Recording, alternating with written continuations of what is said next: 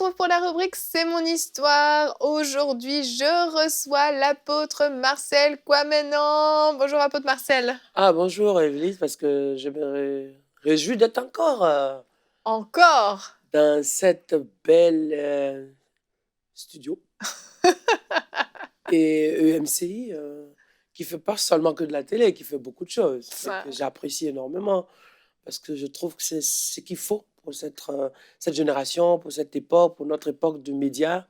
Il faut un support. Donc, je me réjouis de partager des petites choses encore. Amen. Encore des petites choses, petites, tout est relatif. Hein.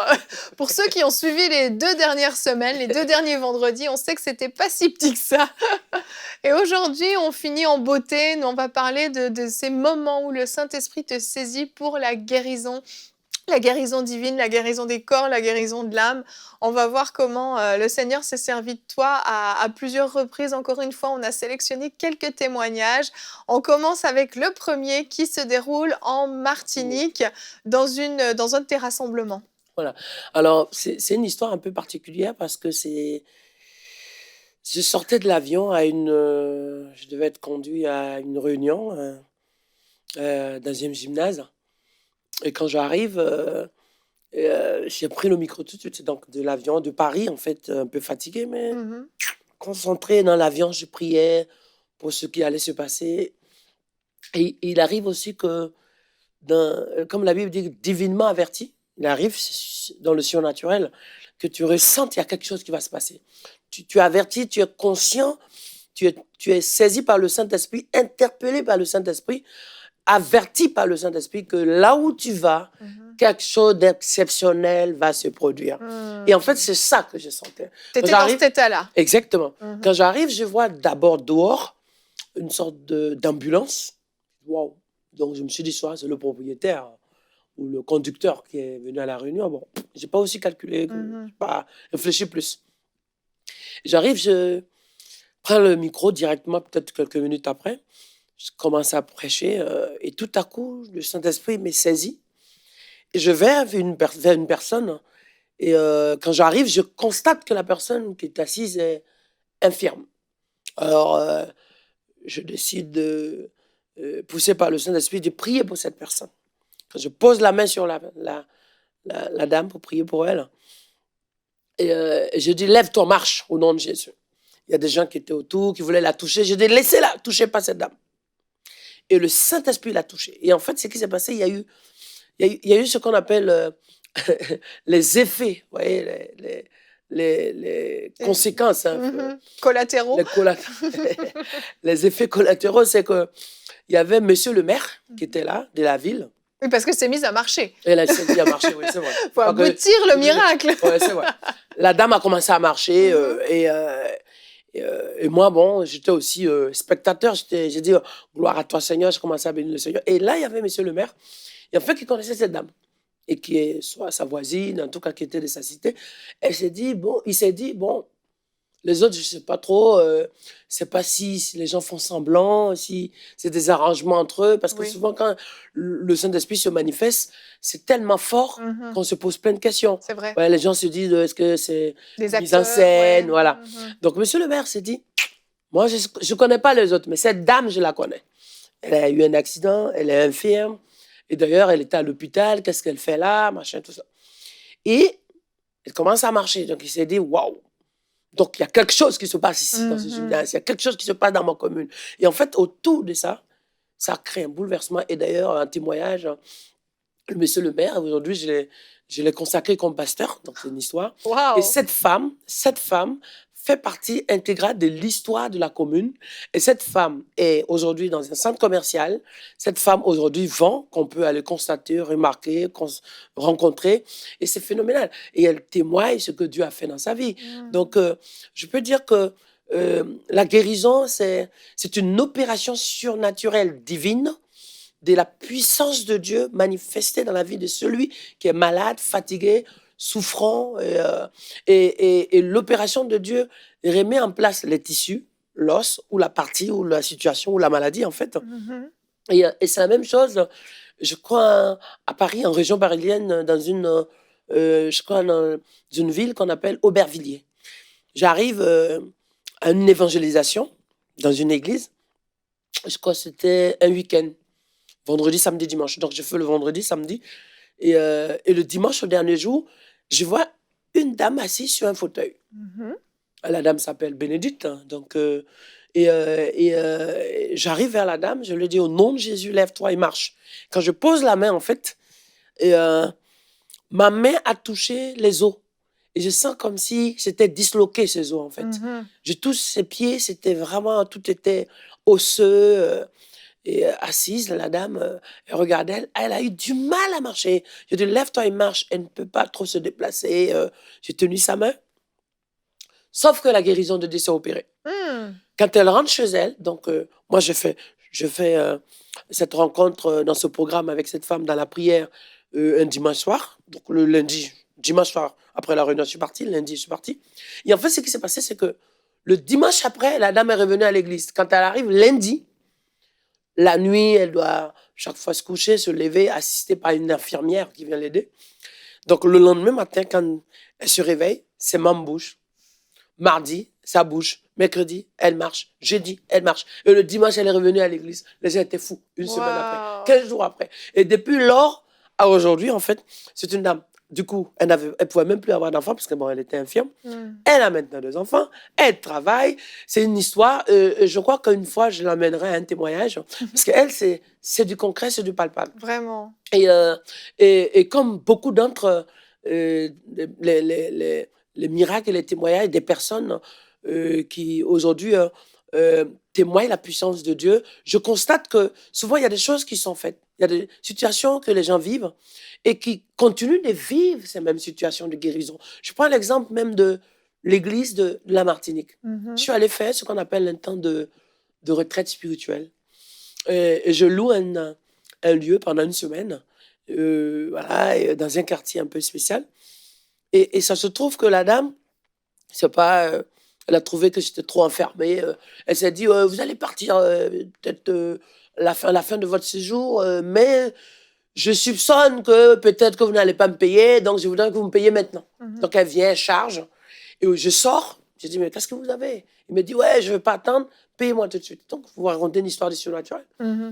Et j'ouvre la porte, je lui dis, mais madame, on a prévu se voir demain. Elle dit, non, je comprends, machin. Bref. Et elle a tellement insisté. Je lui ai dit, bon, je n'ai pas de voiture, la personne qui m'a déposé n'est pas là, va et reviens. Donc, peut-être demain, comme prévu. Elle insistait, elle allait ramener du monde.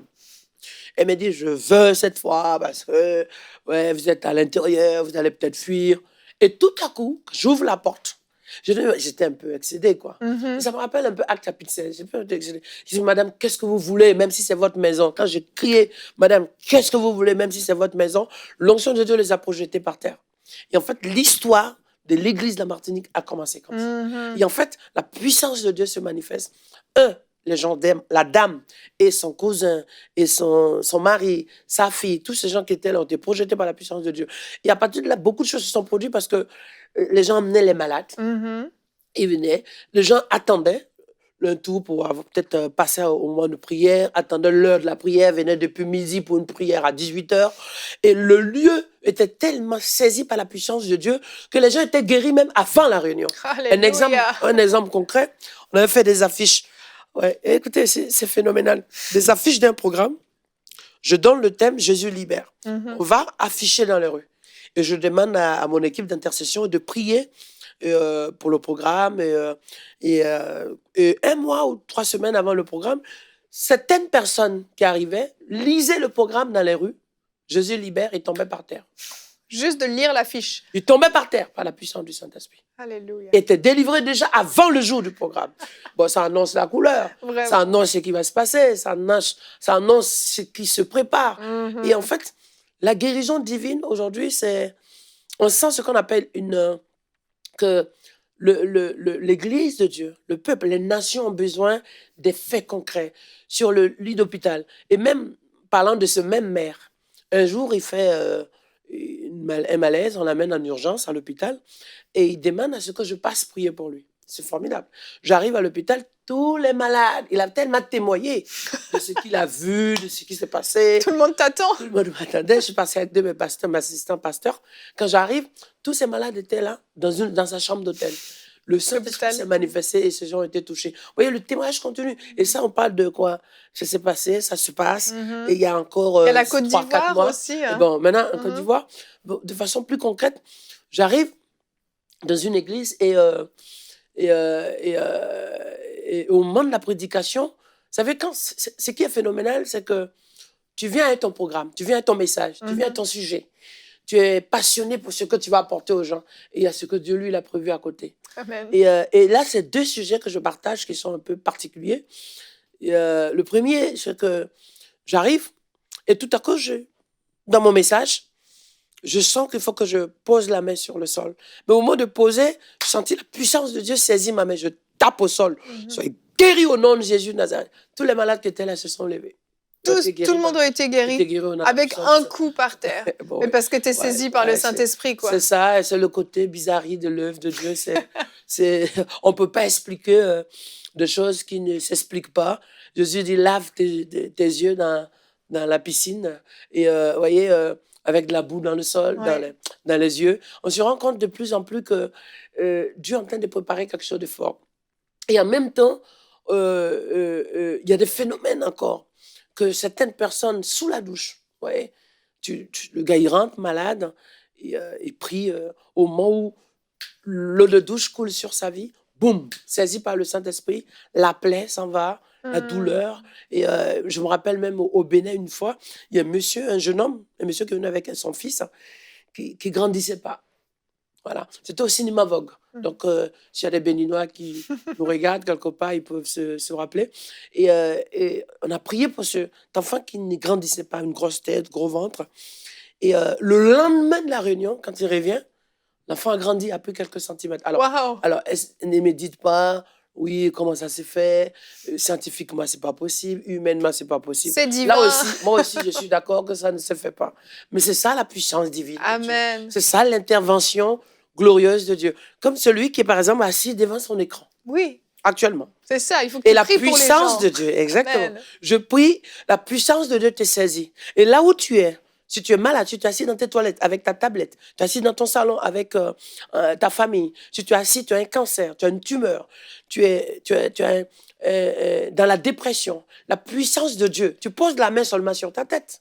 La puissance de Dieu peut agir sur ta vie. Et tu peux emmener ton témoignage parce que concrètement, tu as quoi? Tachycardie, palpitation, Dieu te guérit. Tu es assis là, tu as un problème de vue, Dieu te guérit. Cataracte, glaucome, tu es assis, fibrome, Dieu te guérit. Infirmité, Dieu te guérit. Tu as un problème au cou, au clavicule, à l'omoplate, tu as un problème de digestion. Et tu n'as pas été aux toilettes parce que tu es constipé en permanence. La puissance de Dieu se manifeste. Là, attention, tu vas rester aux toilettes quelques minutes, parce que ça va sortir fort. Je demande à la puissance du Saint-Esprit, pour toi qui es chez toi actuellement, qui a des problèmes de bourdonnement à l'oreille, la puissance de Dieu te guérit maintenant. Pour toi qui es chez toi, et qui actuellement vit un moment de dépression difficile dans ta famille, je demande maintenant la puissance de Dieu d'agir pour que cette dépression, cette pression s'en aille de ta vie. Pour toi qui es chez toi, comme un jour, je proclame dans la puissance du Saint-Esprit sur quelqu'un qui était dans la folie dans les rues. Aujourd'hui, c'est un évangéliste. Au nom de Jésus. Mais excuse-moi, nous sommes dans un moment où il y a ce qu'on aspire, il y a ce qu'on rêve, il y a ce que Dieu fait. Mais je prie que pour toi, ça ne soit pas juste une aspiration. Tu lis dans la Bible que l'homme de Pierre a guéri. Mais attends, il faut le lire. Mais passe dans une étape où la réalité de Dieu peut opérer cela au nom de Jésus. L'ombre de Pierre, le mouchoir de Paul, attention, la salive de Jésus, oh là là. Jésus dit que vous ferez des choses que je fais même plus grandes. Alors, ça veut dire quoi? Aujourd'hui, par la foi, tu vas déplacer les montagnes. Je prie maintenant dans la puissance du Saint-Esprit que la gloire de Dieu se manifeste pour le cancer, le diabète qui a fragmenté ta vie, cassé ta vie, le problème de tension. Au nom de Jésus de Nazareth, je prie que la puissance de Dieu puisse faire un effet d'intervention particulière, exceptionnelle, une opération surnaturelle pour t'emmener à vivre l'intervention divine, que tu sois capable de toi aussi, que ta gorge, ta langue, tes mâchoires, ton front, ta tête, ton cerveau, tes pertes de mémoire s'arrêtent, tes articulations, tes problèmes de os, des nerfs, Au nom de Jésus, des problèmes au genou, que Jésus guérit ta vie. Et que ça soit fait par un constat médical. Déjà que tu vives bien, constate quelque chose qui s'opère. Et que tu puisses ensuite aller voir ton médecin et ramener le résultat de ce que Dieu fait. Et amène à EMCI. Témoigne, ça va aider les autres. Soyez bénis au nom de Jésus. Alléluia. Au nom de Jésus de Nazareth. Ryan de Bizant. Même pour quelqu'un qui est couché à l'hôpital, tu peux aller lui rendre visite. Et poser la main et lui dire maintenant, pose la main sur sa vie. S'il est dans le coma, dans une situation difficile, pose la main sur le lit. Alléluia. Et proclame et ordonne. La puissance de Dieu agira et tu verras toi-même de tes yeux que l'Éternel est vivant. Et Christ est ressuscité. Il est ressuscité pour que les problèmes restent dans la tombe. Il est ressuscité pour que la difficulté ne soit plus là. Il est ressuscité pour que toi, tu vives bien. Sois béni au nom de Jésus. Amen, amen, gloire à Dieu. Vous êtes obligés de témoigner pour rendre la gloire à Dieu. Écrivez-nous à l'adresse témoignage@emcitv.com. Ne soyez pas comme les 9 lépreux qui ne sont pas revenus remercier Jésus. Témoignez pour encourager ceux qui sont encore malades, pour que la puissance de Dieu, la gloire de Dieu puisse être manifestée. Merci apôtre Marcel, merci d'être venu nous partager ces trésors et une petite part de ce que tu vis au quotidien. Sois béni, merci.